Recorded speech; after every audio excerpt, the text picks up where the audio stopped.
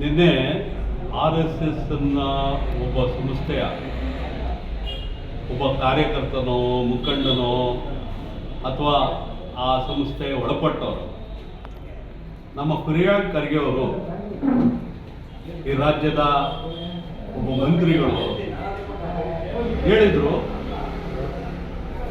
ಈ RSS ಅಂತ ಒಂದು ಸಂಸ್ಥೆ ಖಾಸಗಿ ಶಾಲೆಗಳಲ್ಲಿ ಅವರು ಸಂಘವನ್ನು ಕಾರ್ಯಕ್ರಮವನ್ನು ಮಾಡಿಕೊಳ್ಳಿ, ನಮ್ಮದೇನು ಅಭ್ಯಂತರ ಇಲ್ಲ. ಆದರೆ ಸರ್ಕಾರಿ ಕಚೇರಿಗಳಲ್ಲಿ, ಸರ್ಕಾರಿ ಶಾಲೆಗಳಲ್ಲಿ, ಸರ್ಕಾರದಿಂದ ನಿರ್ವಹಿಸ್ತಕ್ಕಂಥ ಪಾರ್ಕ್ಗಳಲ್ಲಿ, ಸರ್ಕಾರದಲ್ಲಿ ಸೇರ್ತಕ್ಕಂಥ ಜಾಗಗಳಲ್ಲಿ ಈ ಶಾಖೆಯ ಕಾರ್ಯಕ್ರಮವನ್ನು ಮಾಡಬಾರ್ದು ಅಂತೇಳಿ ಮುಖ್ಯಮಂತ್ರಿಗಳಿಗೆ ಒಂದು ಪತ್ರ ಬರೆದ. ಈ ಮುಖ್ಯಮಂತ್ರಿಗಳಿಗೆ ಪತ್ರ ಬರೆದಂಥ ಸಂದರ್ಭದಲ್ಲಿ ಅದರಲ್ಲಿ ತಿಳಿಸಿದ್ರು ಏನಂತ, ಈಗಾಗಲೇ ತಮಿಳುನಾಡಲ್ಲಿ ಈ ರೀತಿ ಬ್ಯಾನ್ ಆಗಿದೆ, ಇದನ್ನು ನೀವು ಯಾಕೆ ಪರಿಶೀಲನೆ ಮಾಡಬಾರ್ದು ಅಂತ ತಿಳಿಸಿದ್ರು. ಆದರೆ RSSನ ಒಬ್ಬ ಸಂಘದ ಏನಾಗಿದನೋ ಗೊತ್ತಿಲ್ಲ, ಆತ ನಿನ್ನೆ ತಾಯಿ, ತಂದೆ, ಅಕ್ಕ, ತಂಗಿ ವಿಚಾರ ಮಾತಾಡ್ತಾನೆ ಅಂದರೆ ಅವನು ಇನ್ನು ಯಾವ ಶಾಖೆಯಲ್ಲಿ RSS ಶಾಖೆಯಲ್ಲಿ ಯಾವ ರೀತಿ ಪದವಿ ಬಳಕೆ ಮಾಡೋದನ್ನು, ಇವರನ್ನ ಯಾವ ರೀತಿ ಬೆಳೆಸ್ತಾರೆ ಅಂತ.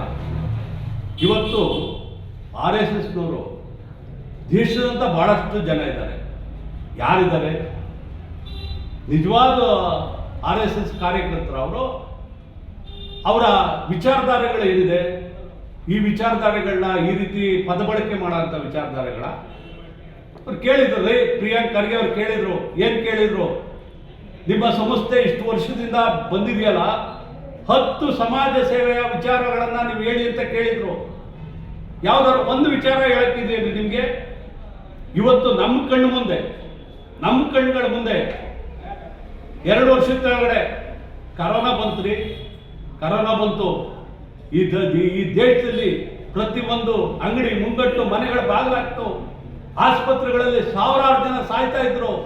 ಯಾವ RSSನವ್ರು ಬಂದು ಸಮಾಜ ಸೇವೆ ಮಾಡಿದ್ರಿ ನೀವು? ಯಾವ RSSನವ್ರು ಬಂದಿದ್ರಿ? ಒಂದು ಎಣ ಮಾಡಕ್ಕೆ ಬಂದಿದ್ರ ನೀವು? ಒಂದು ತರಕಾರಿ ಹಂಚಕ್ಕೆ ಬಂದಿದ್ರ? ಏನಾದ್ರು ಒಂದು ಇದು ಮಾಡಕ್ಕೆ ಬಂದಿದ್ರ?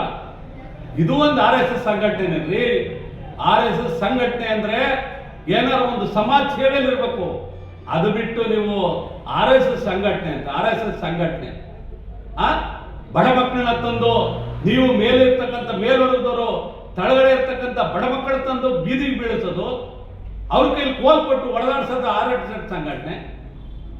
ಒಬ್ಬ ಮಂತ್ರಿಗಳ ಬಗ್ಗೆ ಆ ಥರ ಹೀನಾಗಿ ಮಾತಾಡ್ತಿರಲ್ಲ.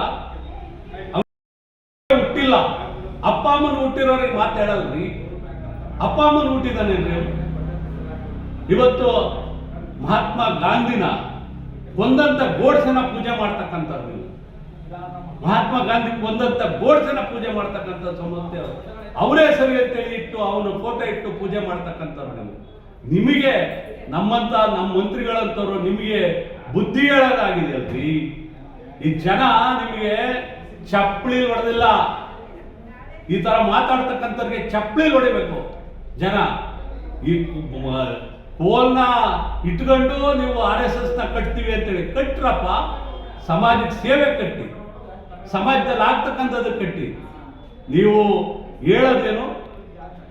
RSSನಲ್ಲಿ ಗೀತೆ ಹೇಳೋದೇನು? ಆ ಗೀತೆ ಪ್ರಕಾರ ನಡ್ಕೊತೀರ ನೀವು.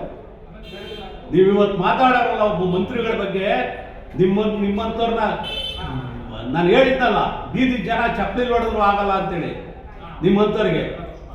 ಇದು ಖಂಡನೀಯ. ಇದನ್ನ ಅವನನ್ನು ಅರೆಸ್ಟ್ ಮಾಡಬೇಕು.